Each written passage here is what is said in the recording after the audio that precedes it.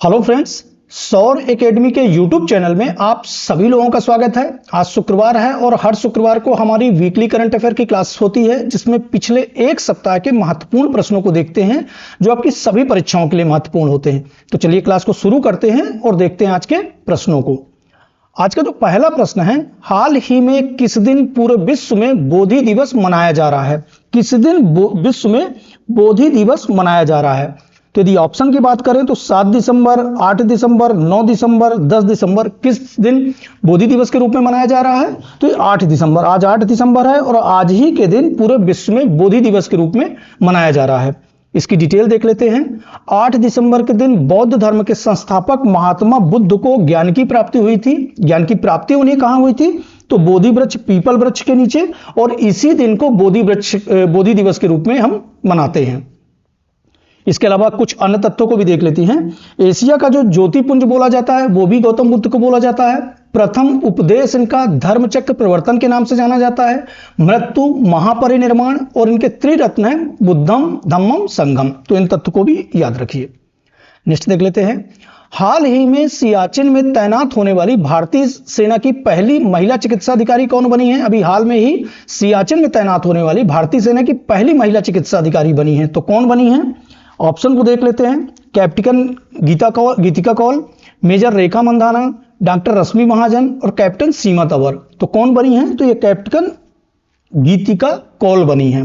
Detail देख लेते हैं इनकी। हाल ही में सियाचिन में तैनात होने वाली भारतीय सेना की पहली महिला चिकित्सा अधिकारी बनी है कौन? गीतिका कौल। ये पहली महिला चिकित्सा अधिकारी हैं जो सियाचिन में पोस्टेड हैं।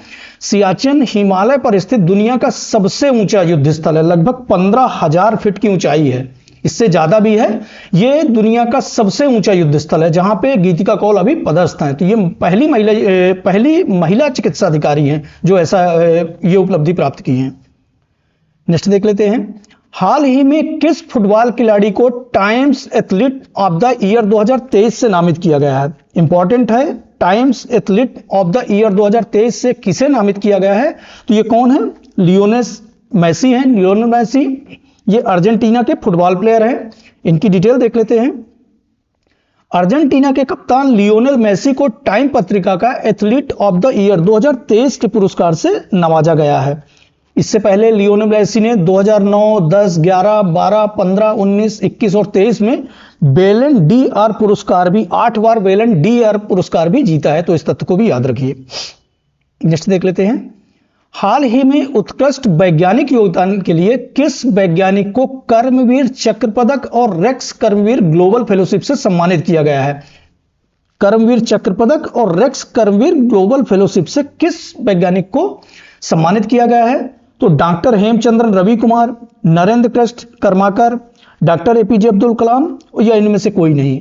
तो किन्हें सम्मानित किया गया है? तो डॉक्टर हेमचंद्रन रवि कुमार को सम्मानित किया गया है। डिटेल देख लेते हैं इनके। भारतीय वैज्ञानिक डॉक्टर हेमचंद्रन रवि कुमार को कर्मवीर चक्र पदक 2023 से सम्मानित किया गया है। ये रवि कुमार हैं। नेक्स्ट देख लेते हैं। हाल ही में किस देश के द्वारा दुनिया के सबसे बड़े प्रायोगिक परमाणु फ्यूजन रिएक्टर JT60SA का अनावरण किया गया है? ये दुनिया का सबसे बड़ा प्रायोगिक परमाणु फ्यूजन रिएक्टर है। और किस देश के द्वारा अनावरण किया गया है? तो यहां पे ऑप्शन में देखें, रूस, जापान, USA, इजराइल। तो किसके द्वारा? ये जापान के द्वारा किया गया है। राइट आंसर क्या हो जाएगा? बी हो जाएगा। इसकी डिटेल देख लेते हैं। जापान ने दुनिया के सबसे बड़े प्रायोगिक परमाणु फ्यूजन रिएक्टर JT60SA का अनावरण किया है और ये यूरोपीय संघ के साथ किया है। यूरोपीय संघ और जापान के बीच एक सहयोगात्मक प्रयास से विकसित JT60SA एक स्वच्छ और टिकाऊ ऊर्जा स्रोत के रूप में परमाणु संलयन की क्षमता का दोहन करने में एक महत्वपूर्ण कदम है। तो इस तथ्य को भी याद रखिए। नेक्स्ट देख लेते हैं। अभी हाल में ही 6 दिसंबर 2023 को डॉक्टर भीमराव अंबेडकर का कौन से क्रम का महापरिनिर्वाण दिवस मनाया गया है? अभी डॉक्टर भीमराव अंबेडकर का महापरिनिर्वाण दिवस मनाया गया है 6 दिसंबर को। तो वो कौन से क्रम का है? यहां पे ऑप्शन में देखें, 66वां, 67वां, 68वां, 69वां। तो कौन से क्रम का है? ये 67वें क्रम का है। 67वां डॉक्टर भीमराव अंबेडकर का महापरिनिर्वाण दिवस मनाया गया है। डिटेल इसकी देख लेते हैं। डॉक्टर अंबेडकर का जो अवसान हुआ था 6 दिसंबर 1956 को दिल्ली में हुआ था और इसी दिन को प्रतिवर्ष 6 दिसंबर को उनके अवसान को महापरिनिर्वाण दिवस के रूप में मनाया जाता है? इंपॉर्टेंट क्वेश्चन है। डॉक्टर भीमराव अंबेडकर की जन्म की बात करें तो 14 अप्रैल 1891 को मध्य प्रदेश स्थित महू सैन्य छावनी में हुआ था। इनके निर्माण स्थल को सत्य चैत्य भूमि के नाम से जाना जाता है। और डॉक्टर भीमराव अंबेडकर देश के प्रथम विधि और न्याय मंत्री थे। भारत के संविधान निर्माता भी प्रमुख रूप से रहे हैं, तो इन तथ्यों को भी याद रखिए। नेक्स्ट देख लेते हैं। इंपॉर्टेंट क्वेश्चन है, हाल ही में किसको sports business leader of the year 2023 से सम्मानित किया गया है? किसको sports business leader of the year 2023 से सम्मानित किया गया है? ऑप्शन में देखें तो रतन टाटा, नीता अंबानी, शाहरुख खान, जय शाह। तो किसे सम्मानित किया गया है? ये जय शाह हैं। बीसीसीआई सेक्रेटरी हैं, बीसीसीआई अभी वर्तमान में सेक्रेटरी हैं जय शाह, जिन्हें sports business leader of the year 2023 से सम्मानित किया गया है। डिटेल देख लेते हैं। बीसीसीआई के सचिव हैं Jay Shah, sports business leader of the year 2023 से सम्मानित किया गया है। और ये प्रदान कौन करता है? तो ये CII national committee on sports के द्वारा ये प्रदान किया गया है। अभी वर्तमान में बीसीसीआई के वर्तमान अध्यक्ष कौन है? तो रोजर बिन्नी है। तो इस तथ्य को भी याद रखिए। अध्यक्ष कौन है? रोजर बिन्नी, उपाध्यक्ष राजीव शुक्ला और सचिव कौन है? जय शाह, जिन्हें यह अवार्ड से सम्मानित किया गया है। नेक्स्ट देख लेते हैं। हाल ही में भारतीय मूल की लेखिका मीरा चंद को किस देश के प्रतिष्ठित कला सम्मान कल्चरल मेडलियन से सम्मानित किया गया है? अभी हाल में ही किस देश का सबसे प्रतिष्ठित कला सम्मान है कल्चरल मेडलियन, जिसे सम्मानित किया गया है? और वो भारतीय मूल की लेखिका हैं मीरा चंद। वो किस देश से सम्मानित किया गया है? तो यहां पे देखें सिंगापुर, फ्रांस, इटली और अमेरिका। तो ये किससे? सिंगापुर देश का सबसे प्रतिष्ठित कला सम्मान है कल्चरल मेडलियन से सम्मानित किया गया है। डिटेल इसकी देख लेते हैं। भारतीय मूल की उपन्यासकार मीरा चंद को सिंगापुर के सर्वोच्च कला सम्मान से सम्मानित किया गया है। इस तथ्य को भी याद रखिए। भारतीय मूल की है तो इसलिए इंपॉर्टेंट हो जाता है। अभी नेक्स्ट देख लेते हैं। हाल ही में कौन मंगल ग्रह पर रोवर संचालित करने वाली पहली भारतीय महिला बनी है? इंपॉर्टेंट है।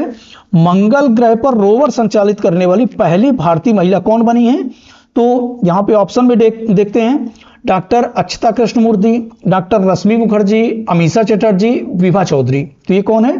डॉक्टर अक्षता मुखर्जी हैं, जो मंगल ग्रह पर रोवर संचालित करने वाली पहली भारतीय महिला बनी है। तो इंपॉर्टेंट है, स्टार लगा लीजिए।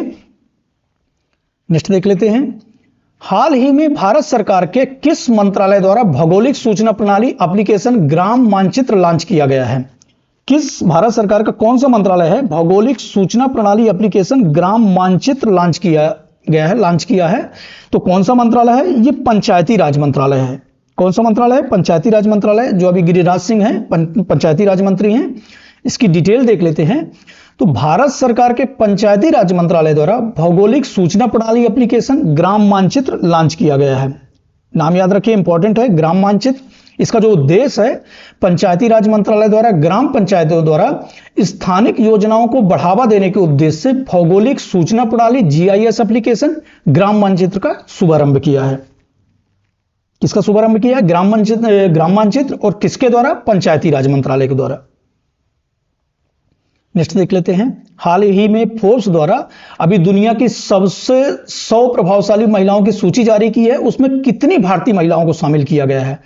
तो 3, 4, 6, 7 कितनी भारतीय महिलाओं को शामिल किया गया है? तो 4 भारतीय महिलाएं हैं। इसको देख लेते हैं। फोर्ब्स की लिस्ट में शामिल जो भारतीय महिलाएं हैं, उसमें सबसे सर्वोच्च स्थान पर वित्त मंत्री निर्मला सीतारमण हैं, जो 22वें स्थान पर रही। भारत की तरफ से सर्वोच्च स्थान पर रही। HCL कॉर्पोरेशन की चेयरमैन रोशनी नादर मल्होत्रा को 60वां स्थान मिला। स्टील अथॉरिटी ऑफ इंडिया की चेयरपर्सन सोमा मंडल को 70वां और बायोकॉन की चेयरपर्सन किरण मजूमदार शाह को 76वां स्थान मिला। तो याद रखिए, पहले स्थान पर निर्मला सीतारमण, HCL कॉर्पोरेशन के chairman Roshni Nadar Malhotra, steel authority of India की चेयरपर्सन शोभा मंडल और बायोकॉन की चेयरपर्सन किरण मजूमदार शाह हैं। तो इनको भी याद रखिए। नेक्स्ट देख लेते हैं। हाल ही में किस राज्य सरकार को COP28 में नवीनीकरण प्रयासों के लिए अंतर्राष्ट्रीय सम्मान से सम्मानित किया गया है? अभी हाल में ही किस राज्य सरकार को COP28 आयोजित हुआ है, उसमें नवीनीकरण प्रयासों के लिए अंतर्राष्ट्रीय सम्मान से सम्मानित किया गया है? तो कौन सा राज्य है? वो बिहार राज्य है। बिहार राज्य को COP28 में नवीनीकरण प्रयासों के लिए अंतर्राष्ट्रीय सम्मान से सम्मानित किया गया है। इसकी डिटेल देख लेते हैं। बिहार के वनीकरण के प्रयासों, प्रमुख रूप से जल जीवन हरियाली अभियान के माध्यम से संयुक्त राष्ट्र जलवायु परिवर्तन सम्मेलन के दौरान दुबई में आयोजित COP28 में अंतर्राष्ट्रीय सम्मान इन्हें मिला है बिहार राज्य को, इसके वनीकरण के प्रयासों में। नेक्स्ट देख लेते हैं, हाल ही में अनिमुला रेवंत रेड्डी को किस राज्य के नए मुख्यमंत्री बने हैं? तो ये किस राज्य के? अभी हाल में ही विधानसभा चुनाव, 4 राज्यों में विधानसभा चुनाव हुए हैं, राजस्थान, छत्तीसगढ़, तेलंगाना और मध्य प्रदेश में, जिसमें राजस्थान, छत्तीसगढ़ और मध्य प्रदेश में अभी केंद्र शासित वर्तमान बीजेपी सरकार बनाएगी और तेलंगाना में कांग्रेस सरकार बना रही है। तो ये अनुमुला रेवंत रेड्डी को तेलंगाना राज्य के नए मुख्यमंत्री बने हैं। इसकी डिटेल देख लेते हैं। तेलंगाना में हुए विधानसभा चुनाव में भारी बहुमत की जीत के साथ अनुमुला रेवंत रेड्डी को राज्य के नए मुख्यमंत्री के रूप में शपथ ग्रहण किया है। विधानसभा चुनाव में तेलंगाना में कांग्रेस को 119 सीटों में से 64 सीटें मिली हैं और इस तरह से तेलंगाना में कांग्रेस की सरकार बन रही है और मुख्यमंत्री अनुमुला रेवंत रेड्डी को मुख्यमंत्री बनाया जा रहा है। नेक्स्ट देख लेते हैं, प्रतिवर्ष देश भर में भारतीय नौसेना दिवस किस तारीख को मनाया जाता है? इंपॉर्टेंट हो जाता है। अभी हाल में ही भारतीय नौसेना दिवस मनाया गया है, तो किस दिन? 4 दिसंबर, 6 दिसंबर, 8 दिसंबर, तो किस दिन मनाया जाता है? इसको सुधार लीजिएगा, 3 दिसंबर, ये 6 दिसंबर है और ये 8 दिसंबर है। तो ये 4 दिसंबर को, किस दिन? 4 दिसंबर को भारतीय नौसेना दिवस मनाया जाता है। देख लेते हैं इसकी डिटेल। 4 दिसंबर को मनाया जाता है और ये कारण जो है, इसी दिन भारतीय नौसेना ने एक ऑपरेशन शुरू किया था जिसका नाम था ऑपरेशन त्रिशूल, जिसमें 1971 में भारत पाकिस्तान के युद्ध के दौरान भारतीय नौसेना ने कराची पर हमला किया था और उसी दिन से भारतीय नौसेना दिवस मनाया जा रहा है। तो ये कौन से दिन? 4 दिसंबर को। नेक्स्ट देख लेते हैं, प्रतिवर्ष 1 दिसंबर को दुनिया भर में किस रोग के बारे में जागरूकता फैलाने के उद्देश्य से एक दिवस मनाया जाता है? 1 दिसंबर को दुनिया भर में किस रोग के बारे में जागरूकता फैलाने के उद्देश्य से एक दिवस मनाया जाता है? तो कौन सा रोग है वो? AIDS, thyroid, cancer, pneumonia. तो कौन सा रोग है? वो एड्स है। एड्स रोग 1 दिसंबर को दुनिया भर में एड्स रोग के बारे में जागरूकता फैलाने के उद्देश्य से यह दिवस मनाया जाता है। देख लेते हैं, 1 दिसंबर 2023 को दुनिया भर में विश्व एड्स दिवस 1 दिसंबर को मनाया जाता है और इसका उद्देश्य क्या है? HIV संक्रमण की वजह से होने वाली बीमारी के विषय में, एड्स के बारे में जागरूकता, लोगों के बीच में जागरूकता पैदा करना, जागरूकता को बढ़ाना। इस वर्ष की जो थीम है वो क्या है? Let's communities lead. तो इसको भी याद रखिए, 1 दिसंबर इंपॉर्टेंट है, विश्व एड्स दिवस के रूप में मनाया जाता है। ये आज का लास्ट क्वेश्चन है, वाइल्ड लाइफ टूरिज्म के लिए किस राज्य को सेंचुरी एशिया अवार्ड से सम्मानित किया गया है? अभी हाल में ही वाइल्ड लाइफ टूरिज्म के लिए मध्य प्रदेश राज्य को, कौन से राज्य को? मध्य प्रदेश राज्य को, इंपॉर्टेंट है, इसको याद कर लीजिए। मध्य प्रदेश राज्य को सेंचुरी एशिया अवार्ड से सम्मानित किया गया है। इसकी डिटेल देख लेते हैं। मध्य प्रदेश टूरिज्म बोर्ड को top tiger wild life tourism award में सर्वश्रेष्ठ सतत वन्यजीव पर्यटन राज्य के लिए सेंचुरी एशिया अवार्ड से सम्मानित किया गया है। किस अवार्ड से? सेंचुरी एशिया अवार्ड से। मध्य प्रदेश वन्य जीवों की दृष्टि से एक संपन्न राज्य है जिसमें 12 राष्ट्रीय उद्यान, 24 वन्य जीव अभ्यारण्यों के साथ टाइगरों की संख्या कितनी है? 785 है। इसीलिए मध्य प्रदेश को टाइगर स्टेट का भी दर्जा दिया गया है। तो यदि यह प्रश्न पूछा जाए कि टाइगर स्टेट का दर्जा किसे दिया गया है, तो वो मध्य प्रदेश है, जो देश में सबसे ज्यादा है। इस तरह से आज की हमारी वीकली करंट अफेयर की क्लास यहीं पे समाप्त होती है। चैनल पर नए हैं तो सब्सक्राइब कर लीजिए, ज्यादा से ज्यादा लोगों तक शेयर कर दिए। मिलते हैं नेक्स्ट सेशन में। धन्यवाद।